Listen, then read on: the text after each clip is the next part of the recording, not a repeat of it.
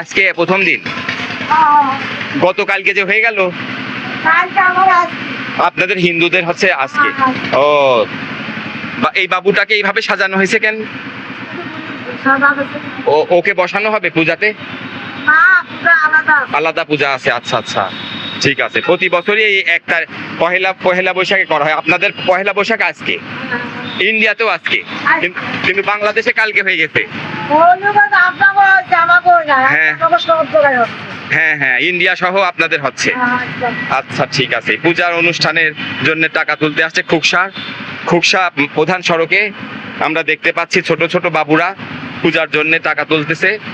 তো আমিও তাদের জন্য কিছু শেয়ার করব ভাবছি। এটা খুকসাতে পহেলা বৈশাখ ওদের কাছে আজকে দ্বিতীয় দিন, পহেলা বৈশাখের প্রথম দিন ওদের কাছে। ইন্ডিয়ার সাথে মিল রেখে ওরা এই পহেলা বৈশাখ পালন করছে। আমাদের তো গতকালকে হয়ে গেছে, ওদের এখানে আজকে হচ্ছে। ঠিক আছে, এই যে কি সুন্দর করে সাজছে একজন। ভারতে পহেলা বৈশাখ সাধারণত প্রতি বছর ইংরেজি ক্যালেন্ডারের 14 বা 15 এপ্রিল পালিত হয়।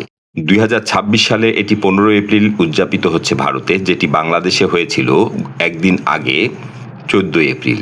এই দিনে বাঙালি ব্যবসায়ীরা হালখাতা বা নতুন হিসাবের বই খোলেন এবং অনেকে গণেশ ও লক্ষ্মীর পূজা করেন।